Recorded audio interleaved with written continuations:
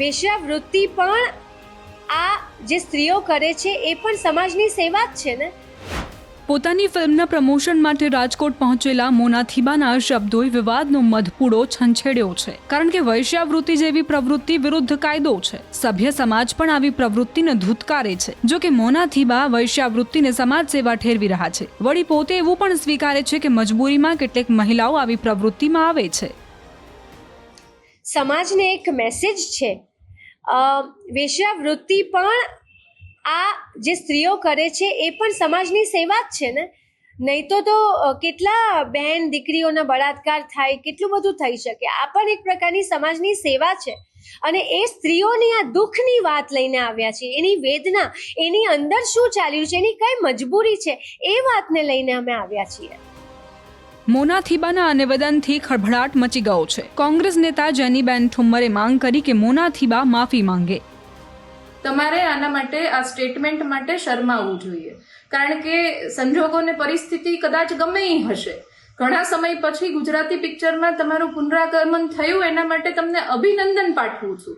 પણ જો આ પિક્ચરના પ્રમોશન માટે અપાયેલું સ્ટેટમેન્ટ હોય તો એ વખોડવા લાયક છે કે કોઈ પણ પ્રમોશન કરવા માટે આ પ્રકારે મહિલાઓનું અપમાન તમારે કરવું ન જોઈએ. કેટલી બધી સામાજિક સંસ્થાઓ વેશ્યાવૃત્તિમાંથી બાળકીઓને અને મહિલાઓને કાઢવા માટે દિવસ રાત મહેનત અને પ્રયત્ન કરી રહ્યા છે કે જેથી કરીને સામાજિક સ્તર ઊંચું આવે.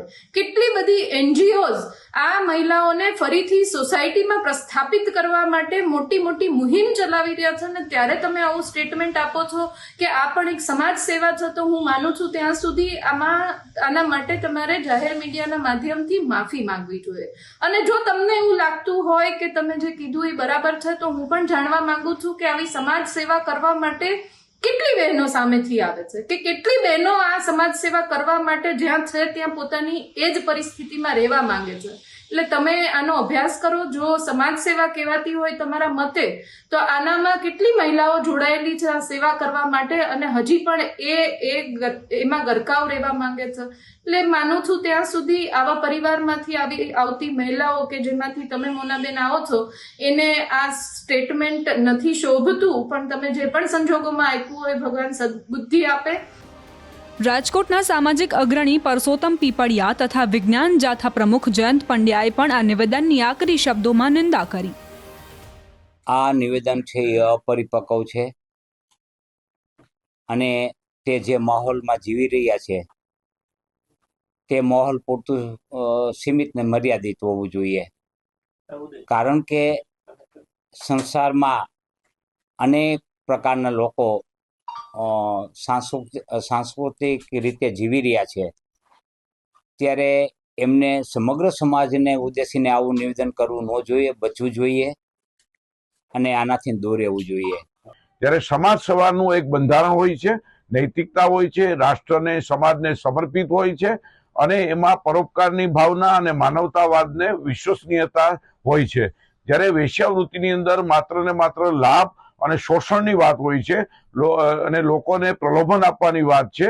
અને આવી પ્રવૃત્તિ જો ગામે ગામ ફેલાઈ જાય તો આ જે સમાજ વ્યવસ્થા અને દાંપત્ય વ્યવસ્થા છે એ પડી ભાંગે છે, અને ખાસ યુવા ધન છે એને પણ માની લો કે અસર કરતા સાબિત થાય છે, અને લગ્ન વ્યવસ્થા પણ પડી ભાંગે છે.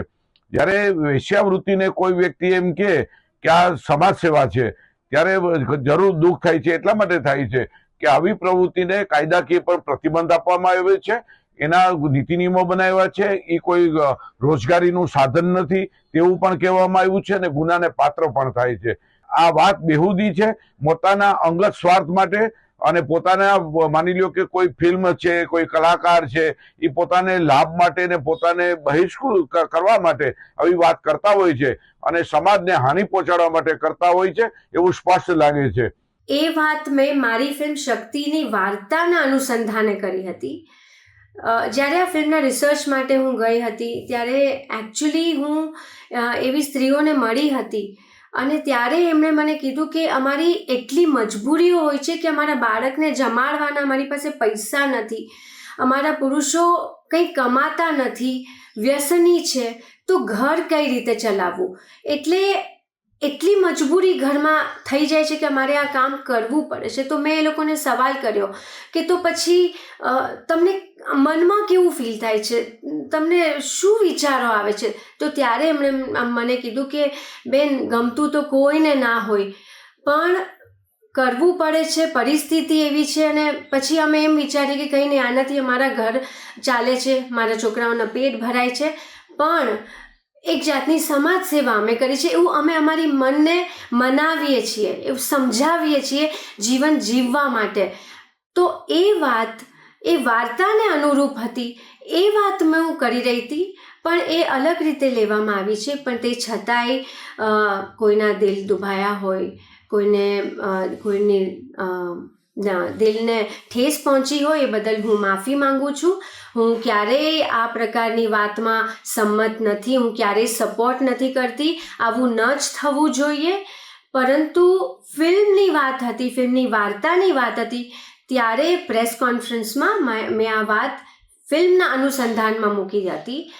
બાકી તમે મારા પર્સનલ ક્યારે પણ પોડકાસ્ટ જોયા હોય, ઇન્ટરવ્યૂઝ જોયા હોય, અમારી હંમેશા વાતો સંસ્કાર, સમાજ અને સંસ્કૃતિની હોય છે. અમે સાથે જોઈન્ટ ફેમિલીમાં રહેવાવાળા વ્યક્તિઓ છીએ. અમે વડીલોને રિસ્પેક્ટ આપીએ, આવી બધી વાતો અમે મૂકતા હોઈએ છીએ. એટલે આ પ્રકારની વાતોને હું ક્યારેય સપોર્ટ નથી કરતી.